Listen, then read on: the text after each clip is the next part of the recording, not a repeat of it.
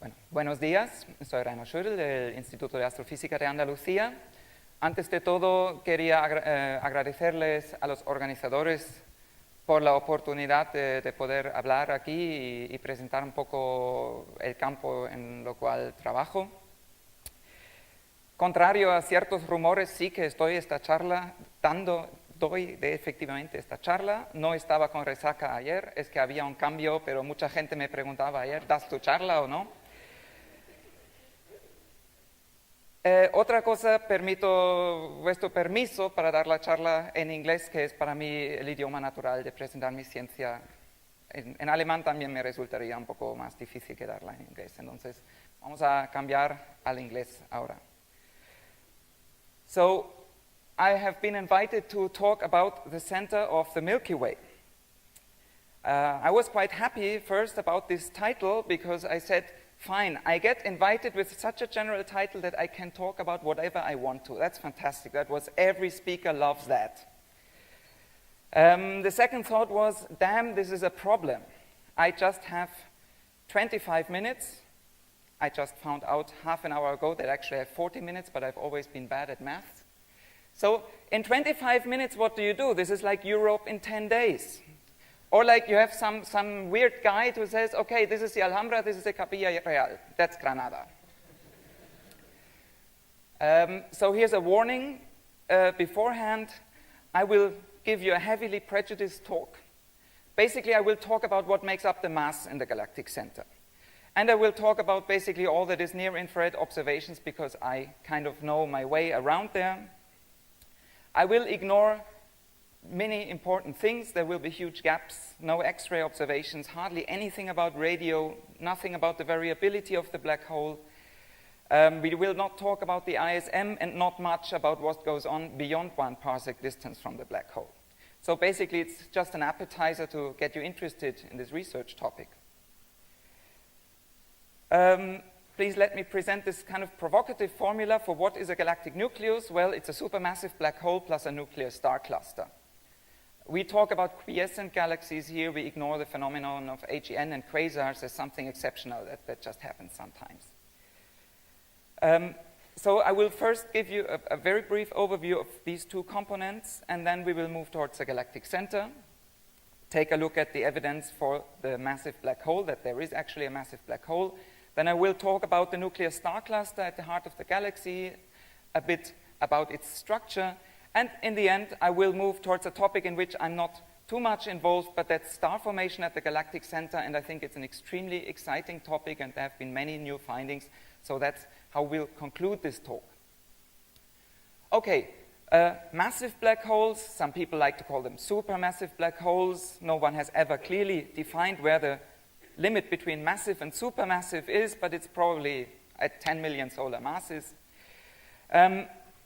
It's a standard paradigm in astrophysics, so maybe since the last 30 years, everyone has kind of accepted that these things exist, that they lurk at the centers of galaxies, and that we can measure them, and that they show very close relations to their host galaxies.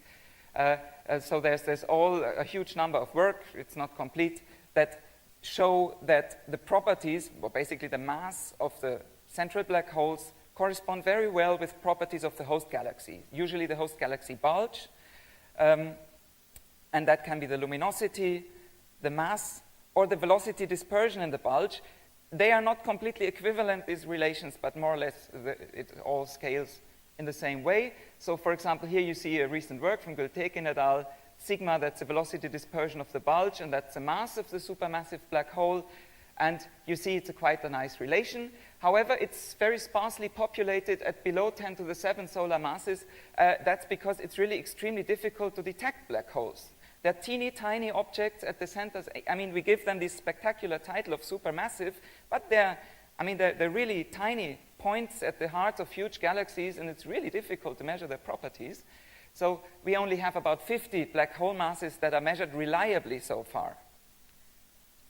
And we don't know much about the population down here. Here's the Milky Way. It's a bit off this relation. We also don't know whether this relation holds down there. Maybe that we have to add the mass of the nuclear star cluster down here. Nuclear star clusters are less well known than supermassive black holes. That's basically because supermassive black holes have been sticking around for a few decades in astrophysical research, while nuclear star clusters have only been investigated since maybe 10 years or so. One really needed the superb resolution of the Hubble Space Telescope to discover these things. That's because they sit right at the photometric and dynamical centers of galaxies, and, well, it's quite difficult to resolve something here, and they're very, very compact. It appears like a star, but in nearby galaxies, you measure sizes of in projection 1 arcsecond, maybe 2 arcseconds if it's fine, in many cases sub-arcsecond sizes, so we can barely resolve these guys. However, they are there. They are a topic of intensive research recently, and one can really detect these clusters in the majority of normal galaxies. That means S0, spirals, spheroids. They may be present in all of these galaxies. The problem is it's not always easy to pick them out in front of the background light. They seem to be absent in ellipticals that are products of massive mergers, because usually in a massive merger you have lots of dynamics going on. You may be even merging two supermassive black holes, and that would destroy the nuclear star clusters. Just quickly, these properties of these things, since it's not so known, the nuclear star cluster phenomenon. We have half-light radius of a few parsecs and masses of a few million solar masses typically. So these belong to the most massive and densest star clusters that exist in the universe. And even more interesting, they show complex star formation history. More than half of them show recent star formation in the last 100 million years. So a lot of star formation is going on at the very nuclei of galaxies. Apparently massive black holes that coexist with these nuclear star clusters do not impede massive star formation within just a few parsecs of them. We will see that in the Galactic Center. Also, the nuclear star clusters appear to obey very similar scaling relationships with the mass of the host galaxies as to the supermassive black holes. So let's turn towards the Galactic Center now. First of all, the Galactic Center is really a unique target because it's the only spiral galaxy nucleus that we can observe on milliparsec scales, where we can observe the stars individually. Here, for example, you see a nearby galaxy. I think it's something like 2 megaparsecs away. That's NGC 300, seen in the I-band with the Hubble Space Telescope. Here you see the nuclear star cluster, a scale of 250 parsecs, and that's a high-resolution view of an external galaxy. Now, the Milky Way is 100 times closer even than the core of the Andromeda galaxy, and so this is a low-resolution view of the center of the Milky Way. So you see, we already on low resolution, that is a Spitzer Space Telescope image, we pick out a lot of things. That's a pure infrared image. There's no way of seeing anything in the optical. I'll come to that in a moment. That's the apparent diameter of the moon, for those of you who from time to time take a look up at the sky and wonder what our targets look like. That's the nuclear star cluster. It sticks out nicely. You see also very intense molecular clouds, very massive molecular clouds that are infrared dark, actually, and they're really troubling. They really make investigation of the center of the Milky Way a highly non-trivial thing. So a word about extinction. That's for you, for the ones of you who don't work usually in the near infrared and who don't do work on highly extincted objects. You may wonder about some of my points in this talk and say, oh, these guys observing the Galactic Center, they don't know what they're doing. They have so great difficulties even distinguishing early 10 million years old massive stars from an old 1 billion year old giant. Well, the problem is extinction. This is the J-band that's already infrared, a view with ISAC at the Galactic Center. You see there's lots of dark clouds. We can be really, the green star is the location of the putative black hole. We're really lucky that none of these dark clouds sits in front of that, or we wouldn't do anything of that research.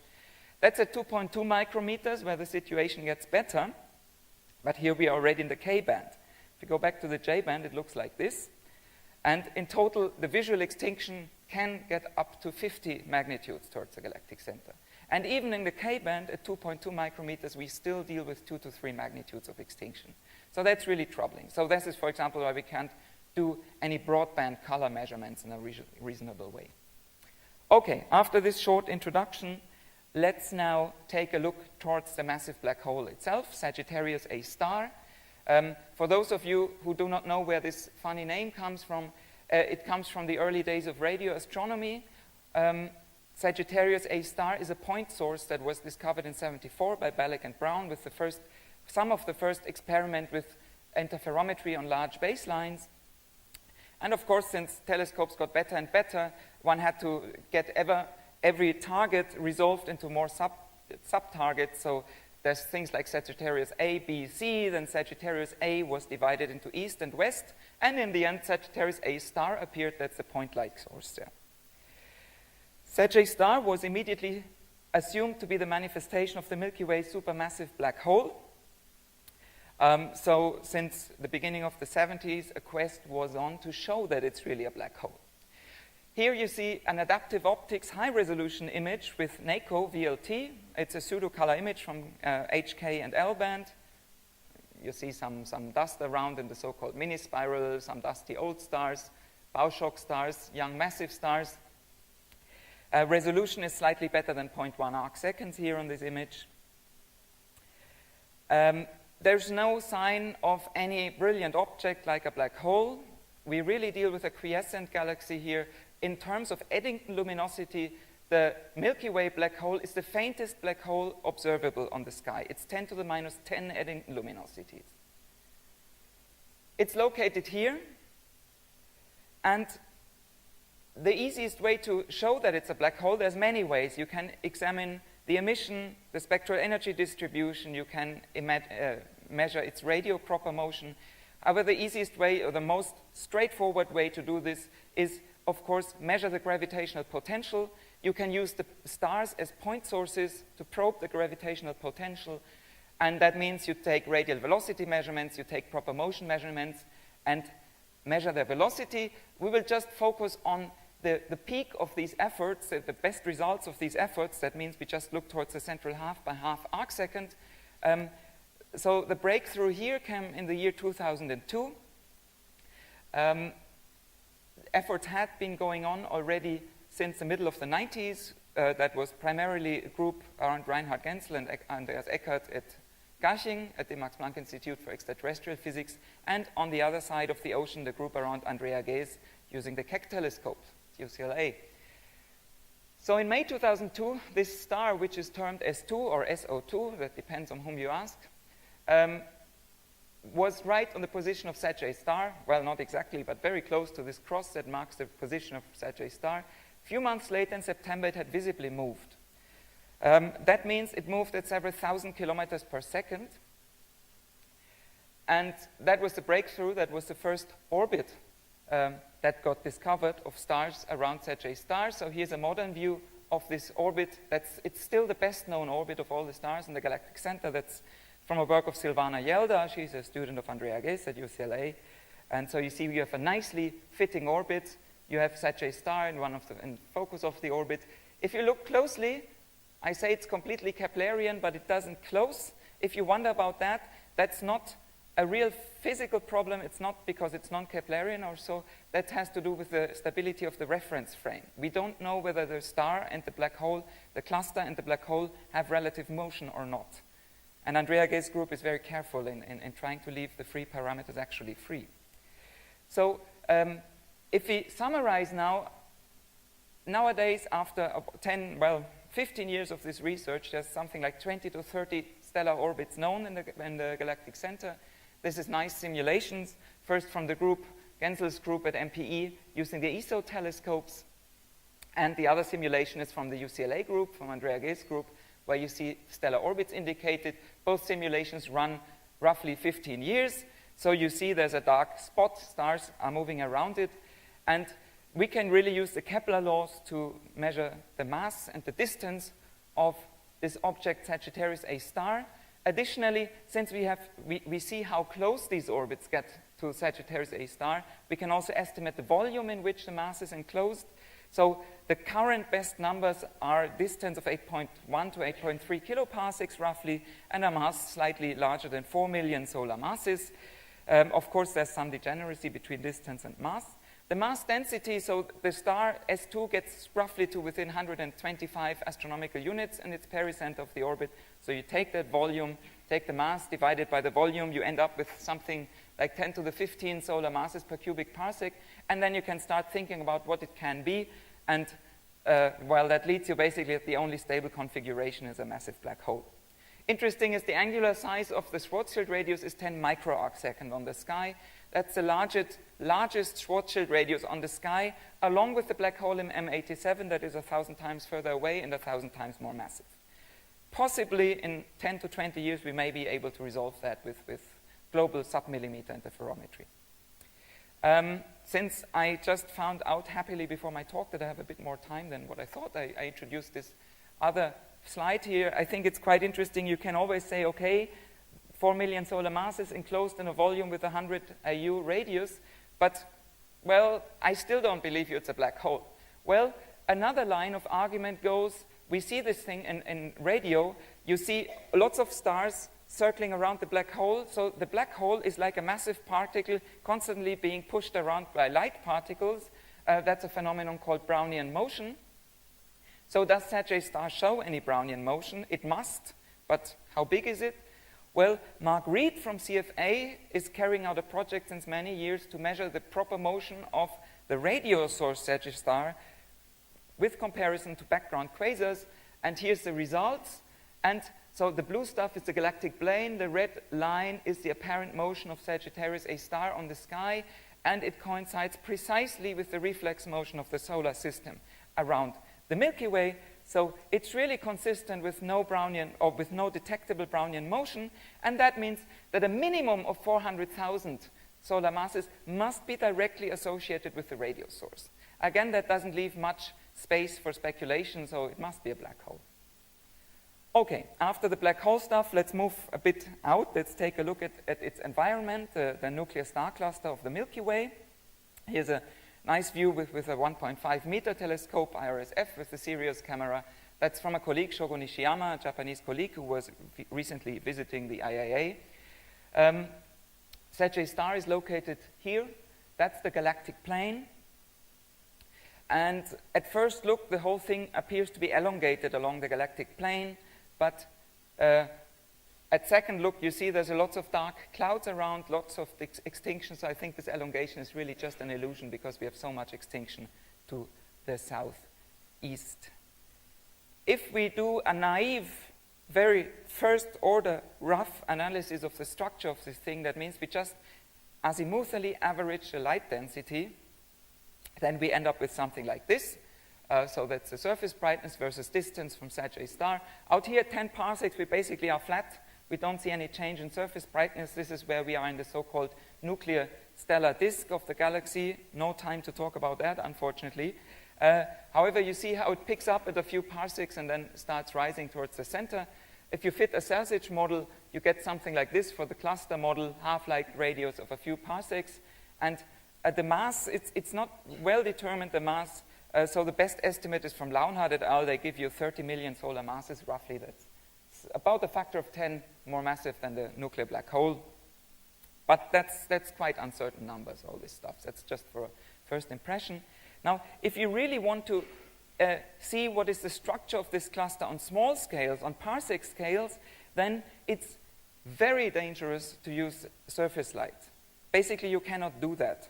It's wrong if you do that, because you're dominated by 1% of the stellar population and by lots of stars that just formed a few million years ago, and you will just measure the distribution of maybe 1% of the most massive stars, but you will not learn about the actual structure of the cluster. So you need high-resolution observations, and you really need to count the stars one by one. So before talking about what we actually measure, let's first think about what do we expect. Well, a famous or a favorite game of people doing theoretical stellar dynamics has been for a long time, what happens if I have a cluster and then I put a black hole in the middle of this cluster? What happens to the cluster structure? Well, the black hole, of course, eats stars. It takes stars, it picks out stars at the right position from phase space.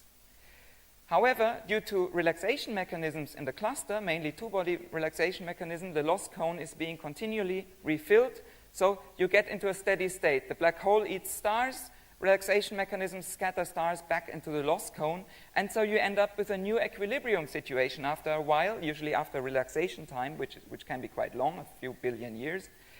And what one expects then is that the density of stars follows a power law close to the black hole with an exponent of minus 1.5 to minus 1.75. Just to illustrate that, so if that would be a cluster with a core, with a flat core, a cusp, a stellar cusp, is a density excess that continues all the way to the center. A cusp formation is a very robust prediction by theoretical stellar dynamics. It has been found all over, again, with Fokker-Planck analysis, with n-body, direct n-body modeling, with Monte Carlo methods, so it's really a robust prediction. So let's count our stars. We can do it on larger scales with seeing limited images. However, if we go towards the central parsec, we really need adaptive optics, and in a large 8-meter telescope, we have an image like that. Here you identify roughly 10,000 point sources. Mind you, the magnitude limit is not very deep. 17.5 is roughly the 50%, 60% completeness limit. We're really limited by the crowding of stars in the galactic center. We're completely crowding limited, so we really need a bigger telescope. What happens is when you now count the stars, you have to correct for the probability of detecting a star of a given magnitude at a given location. You have to correct for extinction, etc. Then you end up with something like this. Please don't worry about all these wiggles. They're second-order effects of bad extinction correction, etc. The main thing what we want to see now here, projected radii of a few tenths of a parsec, we have a power law that has an exponent of minus 1.2 with a very small 1 sigma error, and that means it's clearly too shallow for a classical cusp. So we don't observe the cusp that is predicted by theory. However, the theory deals with old, relaxed stellar populations, but we will see in a moment that there's lots of young stars sticking around. As I mentioned in the introduction, nuclear star clusters are quite active star-forming regions, so they repeatedly form stars. So we first have to separate young, massive stars from the late-type giants. That's very difficult due to the crowding and due to the high extinction. The crowding makes precise photometry difficult. Adaptive optics in a crowded field gives you notoriously bad photometry. The other problem is you can't use broadband colors. So you either have to use spectroscopy and invest literally hundreds of hours of telescope and 100 hours of telescope time, and you need many students to analyze the data. Or you use narrowband photometry where you kind of do not have to deal with the variable extinction. And late-type stars are characterized in the infrared by their CO absorption dips. And we used that. It still took us, in a work with Rainer Buchholz, he's a student at the University of Cologne, and Rainer and me, we did this work together, and it took us about 4 years to get the calibration done. But in the end, that worked, so we could, at least for the bright stars, distinguish the young stars and the late types. This is some kind of giant secrets. Don't worry about the magnitudes here. And then if we plot again the stellar surface density versus distance, we see first in green, the young, massive, early type stars, they keep increasing towards the black hole. That's fine, that has been known before. Now, the late type stars, they're flat. They don't increase at all towards the black hole. They may be even slightly decreasing. Now, that came as a surprise. Shortly after this, spectroscopic work came out, just focus on the central arcseconds. That's Tuando from Andrea Gay's group at UCLA, and they find the same thing. So that's out of 4 arcseconds, that's roughly a light year. The blue stuff is massive early type stars, and the red stuff is the late type stars. That's giant stars that have been sticking around for 1 billion years or longer and are old enough to possibly reflect a relaxed stellar cluster. So that's a problem here. And in part, it has been known since the middle of the 90s that there's a lack of giant stars close to the black hole. However, the studies never went deep enough to go to the red clump stars, which are the most numerous stars in our sample. And now we really know there's either a shallow core, but there may be even a deficit of late-type giants around the black hole. And that's quite a curious thing. So maybe there's a hole around the black hole. But it's going on in research. It's very difficult to know the exact structure of the whole thing. So where is this stellar cusp? Everybody said you would observe a stellar cusp around a massive black hole. We don't observe one. Well, there's various explanations. Some are more exciting, like destruction of the cusp by the infall of an intermediate mass black hole 1 billion years ago. Then, of course, there's the boring boring stuff that's simply, well, our assumptions are completely wrong. I mean, it's not an old passively evolving cluster. We don't even know the age of the nuclear star cluster at the center of the Milky Way. No one knows whether it's as old as a two-body relaxation time. It may be as young as 2 billion years. We have at the moment no way of really telling that. There's another very nice theory that says the cusp is there, but it's invisible. It's mainly composed of stellar remnants, like supermassive, like stellar black holes, and the giant stars get their envelopes destroyed because the stellar density is so high. If you get above 10 to the 7 solar masses per cubic parsecs, you get collisions between stars, and for example, if a stellar mass black hole punches through the atmosphere of a giant star, it removes the atmosphere and the giant star will become invisible. So, let's leave this exciting topic. It's really ongoing research. Let's take a brief look towards kinematics of the cluster. That can be done with spectroscopy. With spectroscopy, it's more difficult. You need lots of time, and so we just have a few hundred stars with spectroscopy. With proper motion, now we know about 6,000 proper motions in the central parsec. Here's a blow-up of the whole thing, so you see a bit more. From back there, you probably still see some wiggly stuff. So the bluish things that you see are arrows indicating the proper motion, the magnitude and direction of proper motions of stars. You see it's kind of random out here and short arrows, and here that's long arrows. That's where Sagittarius A star is located. Of course, the velocity dispersion is high here. Now, if we plot the velocity dispersion, one-dimensional velocity dispersion versus distance from the black hole, this is not a very quantitative plot. It's rather an illustrative plot. There's several issues with this plot, which I don't want to mention for the sake of illustration right here. But velocity dispersion versus distance, so here it's 3 light years. You see it's steeply increasing here, and that's a Kepler law in projection. Of course, we see everything in two-dimensional projection.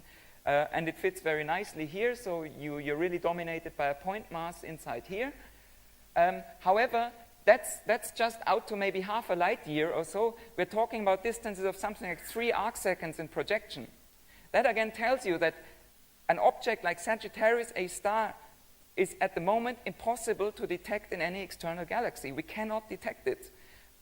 If stellar dynamics, if that's just 3 arc seconds, if it's our center of the Milky Way, you cannot do that in an external galaxy. You lack the resolution, and you cannot detect Sag A star. If it were in an external galaxy, you would not detect its X-ray emission nor its radio emission. So not observing a massive black hole does not mean there is none.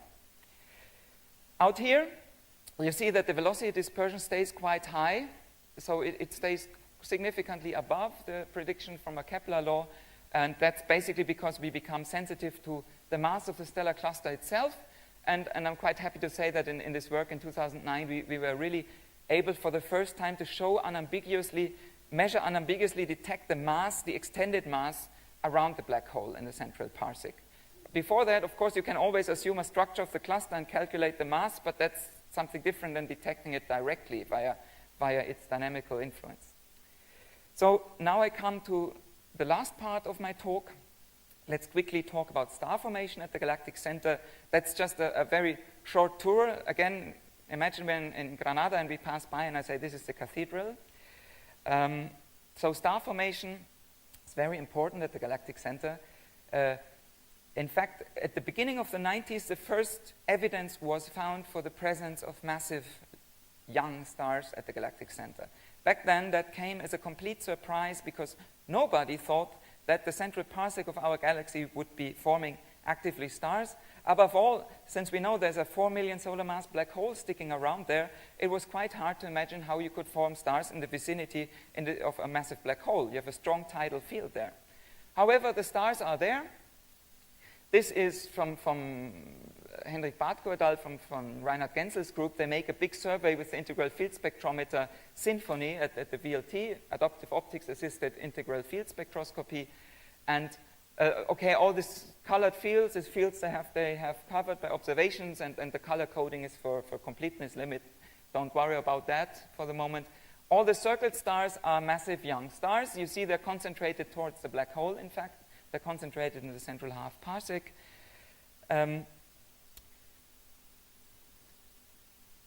This is a color magnitude diagram for some of these stars with 2 isochrones in there, few million years old. So what has been found, there's about 180 reliably detected massive early type stars. We're talking about OB giants, many B-dwarfs, actually some O-dwarfs, and lots of Wolf-Rayet stars. I think the Galactic Center contains about half of all the known Wolf-Rayet stars in the galaxies. What has happened was a starburst about 6 million years ago with a mass of a bit more than 10,000 solar masses.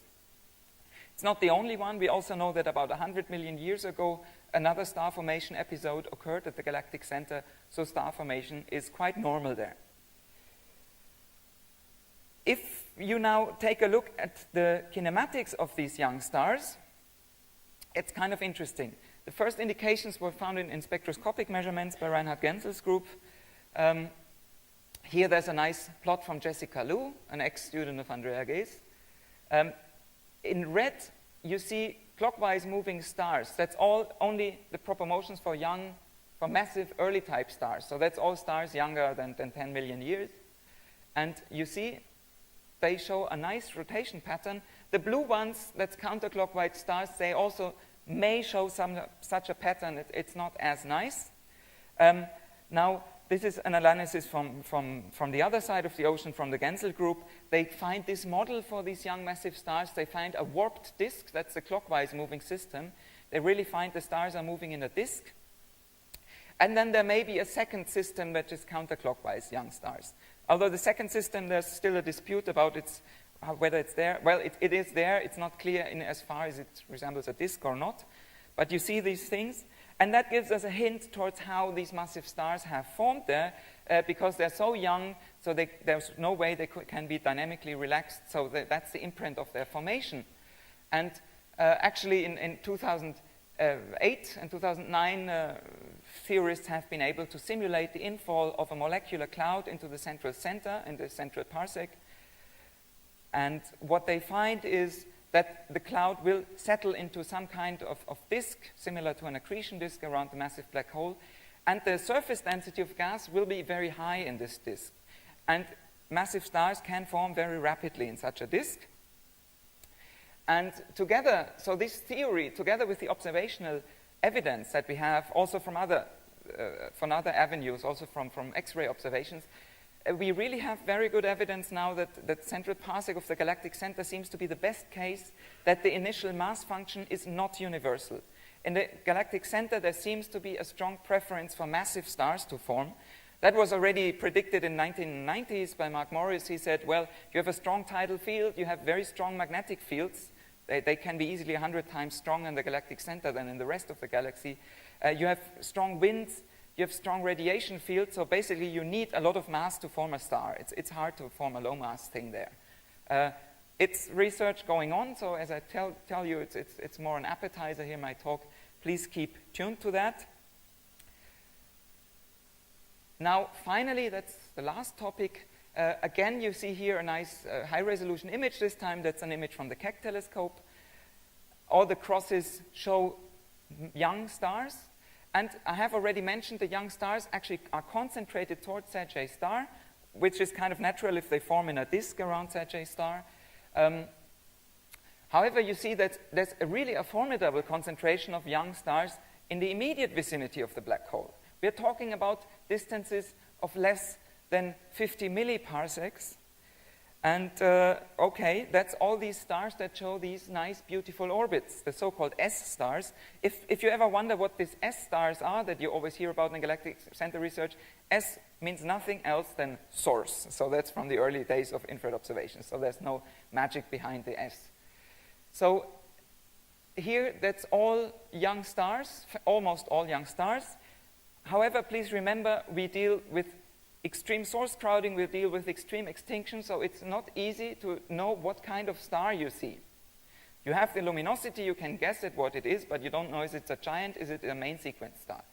Well, in 2003, Andrea Ghez could identify for the first time, get a nice spectrum of this star, and from bracket gamma absorption, from helium and hydrogen lines, could identify it as a B-dwarf. And that's when this famous expression, paradox of youth, was coined. That's, again, a huge problem. No one would ever have expected such a thing, a B main sequence dwarf that comes as close as 100 astronomical units to the massive black hole. It's impossible to form such an object. Things got even worse. So later on now, that's a lot of work from Symphony, VLT, from the NPE group. They found, so all the blue circles here, that's all young stars. This is just a central 0.5 light years, so the Sagittarius star is located right here, and you see all these blue stuff is all young, massive stars.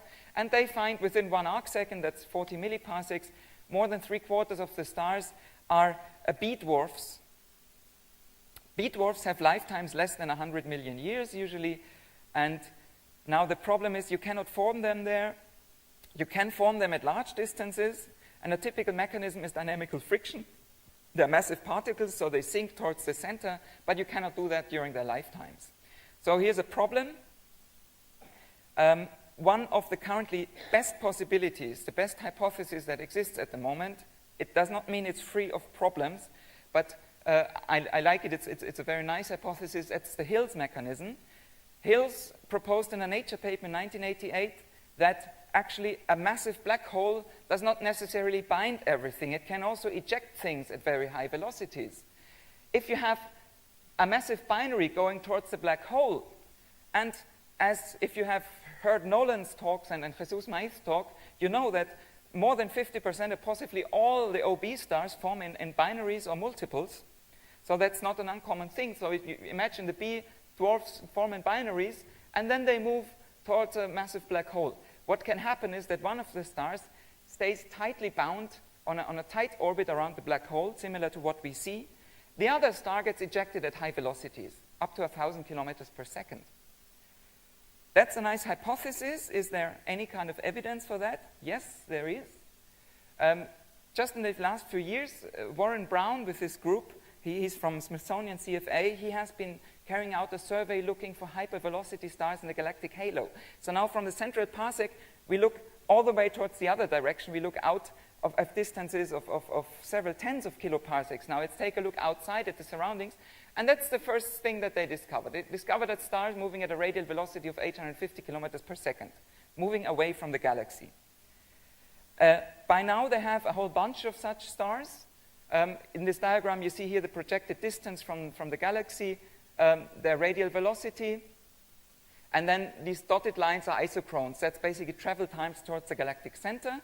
Interesting is, several of these stars, whenever they have proper motions and radial velocities, they can trace them back towards the galactic center. That's quite exciting, although there's still a big error circles. But the problem is, apart from this Hills mechanism, we don't know much of anything that can accelerate a star of 20 solar masses or 8 solar masses up to a few hundred kilometers per second. And even nicer, most of these stars are early A or late B dwarfs, so that is a piece of puzzle that fits nicely together with the central parsec of the galaxy. We don't know whether that's the entire explanation. There's lots of trouble still with that picture, but that's some of the nicest possibilities at the moment. If you stay tuned in the next years, I think a clearer picture will evolve. So here I would like to stop with a very brief outlook into the future.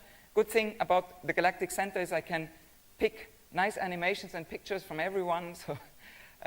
So here let's take a look at what can happen in about 10 years if we get things like the next generation of giant telescopes, the EELT or the TMT, the 30-meter telescope.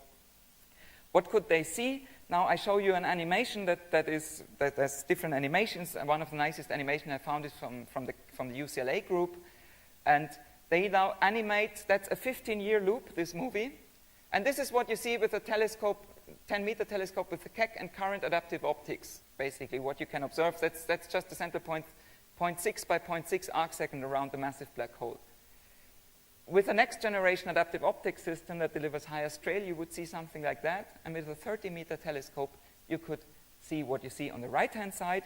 Of course, the goal is towards detecting deviations from Keplerian orbits. And of course, the holy grail of Galactic Center research is basically to test general relativity. So maybe we get there eventually. At this point, I would like to stop. Thank you.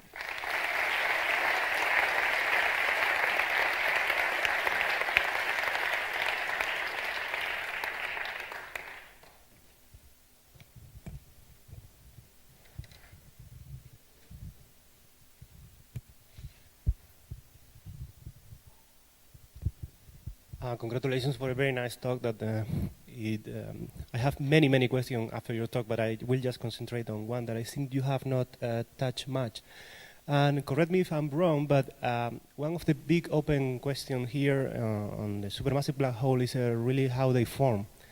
So I wonder whether you can expand on the different theories that are circulating, and also how do you think the present data on our own galaxy can constrain the different models, if you think that we have any evidence for that. Thank you. Okay. I'm afraid I can't give a good answer to that. So I really am no cosmologist, and it would be pretentious for me to say anything about how supermassive black holes form. I really have to admit I don't know about that issue. I mean, I know about some of the theories, but I can give you an answer as good as anyone in this room. As concerns evidence from the center of the galaxies on how these things form, it's difficult, I would say, to say anything. As concerns accretion, we see not much is going on there. The black hole accretes less than 10 to the minus 7 solar masses per year, maybe 10 to the minus 8 solar masses per year. So at the moment, the black hole is definitely not growing. There is some evidence that 300 years ago, there was a burst of accretion. We see some X-ray light echoes from molecular clouds close to the galactic center. So it seems that sometimes the black hole is more active. But even with that, even if you take that into account, I think there must have been some time when the black hole gained most of its mass. But the way it's currently going, it doesn't gain any significant mass in a Hubble time. So that would point towards a quite early formation of the massive black hole. If you look at the black hole mass velocity dispersion, the black hole at the galactic center seems to be a bit below this. It seems to be a bit underweight. However, there is some recent research that indicates that maybe for lower mass galaxies, you have to add the mass of the nuclear star cluster to the mass of the black hole to end up on the relation. But that's all I can say at the moment. So maybe the only useful answer I can give is that the current accretion rate tells us that the black hole at the moment is not growing, and at that rate it cannot grow even if you let it a Hubble time.